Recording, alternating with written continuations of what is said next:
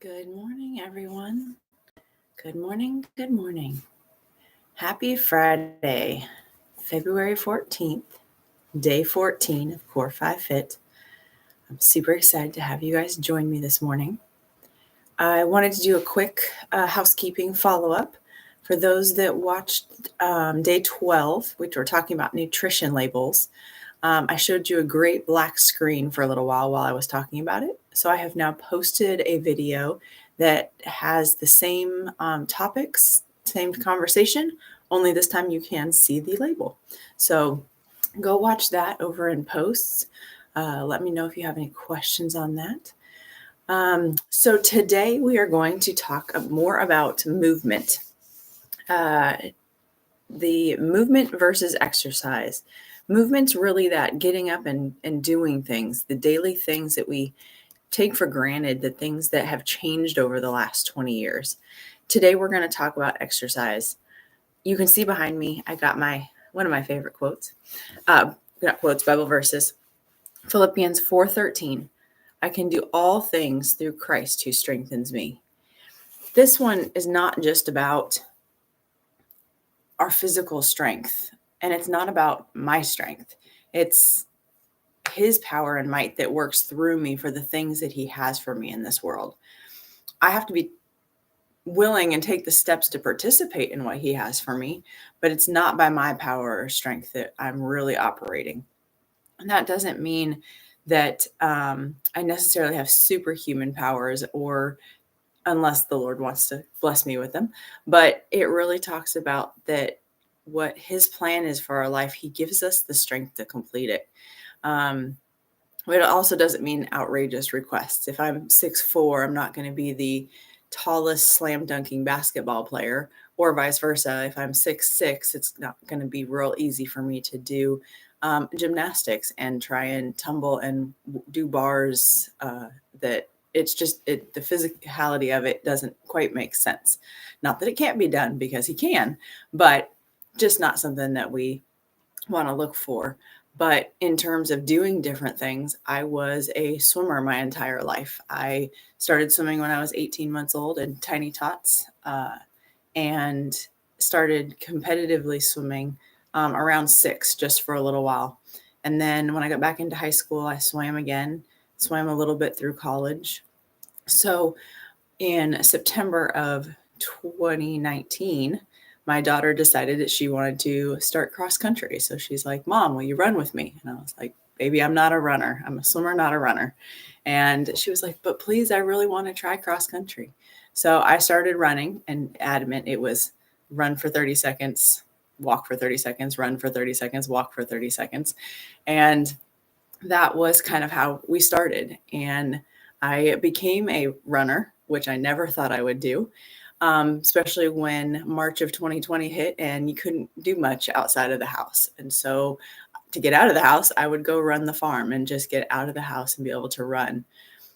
We also started COR5FIT virtual races in order to kind of have something to accomplish. But during that time, that running was something that I never could do on my own. It wasn't something I was good at all. And it really reminded me how much his power and his strength works through me for the things that I need to do. So we are going to talk about the 3 most common types of training today. There, like I said in yesterday's video, there are a whole bunch of different things that you can do, from running to swimming to rowing to elliptical to strength training to different programs like P90X and Beachbody and just different things that are out there. And really what it is finding something that you enjoy, because if you don't enjoy it, you're not going to stick with it, and it just makes it that much harder and more miserable. So as we talk about these, kind of think of the activities that you like to do and see kind of what category they would fit in. So today, the first one we're going to talk about is strength.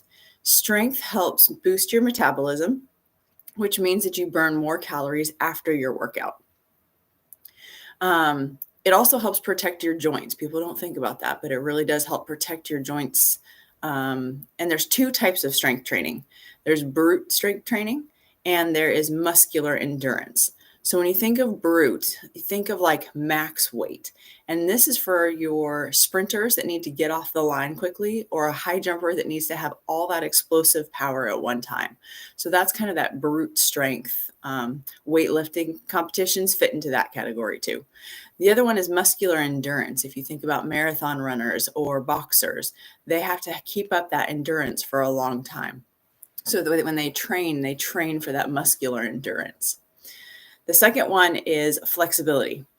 The increase of the pliability of the tissues of your body really help strengthen and lengthen the workout. So these can also go in coordination with each other. You can use them together. You don't have to just do one or the other. They work together as well. So flexibility also helps your strength training, because as you tear your muscles apart, turn around and stretch them, it will lengthen them and help them to be able to grow more. There's two types of flexibility. You've got static and you've got dynamic. Static is the stretch that is challenging to hold, but you hold it for 30 to 40 seconds. It usually is challenging, but not super uncomfortable. Examples of that would be like a tricep stretch or a forearm stretch.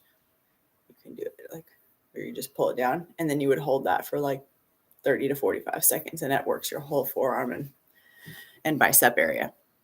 A dynamic stretch is the stretching that benefits the sports world the most. It's that static, active stretching that propels the muscles into a range that helps the motion not exceed the point at which it essentially starts to hurt, or the point at the stretching ability. And you think of those, they're like leg swings or arm circles, and that keeps your arms moving so that they're not staying static. The last one is cardio, which is either everybody's favorite or everybody's least favorite. And that really enables the body to utilize oxygen and increase blood flow. It's also critical for your heart health, lungs, and your circulatory system. And it brings in that extra energy. So if you think about if you're sitting at a desk and you're getting super tired, if you get up and walk, it increases the oxygen in your body, which helps you not be quite so tired. If you think of when you start to yawn, really getting, I gotta laugh at Katie. Katie's like, cardio is my least favorite. Yeah. So getting up and walking will increase that oxygen, which actually give you back more energy to keep doing whatever you're doing. So breaks during the day are super important. The last thing I want you to think about is your action steps for today. The first thing I want you to think about is think about something you like to do. Think of how you can incorporate it into your daily or your weekly activity. It doesn't have to be outrageous. Like we said yesterday, 30 minutes of movement, even broken up into 10-minute segments, really can benefit the way that you live and the way that you feel. So think about something you could incorporate it into to start doing that 30 minutes a day. And it doesn't have to be the same thing every day. Pick a couple different things. Tomorrow I'll go through and I'll talk about some of the stuff that I've done over the last few years, as well as what I'm doing right now in terms of exercise and movement. So I hope you all will join me for that. Last thing is click that subscribe button, go live, and in the comments, let me know what you're thinking on what your favorite type of activity is. I will see you guys tomorrow. Bye.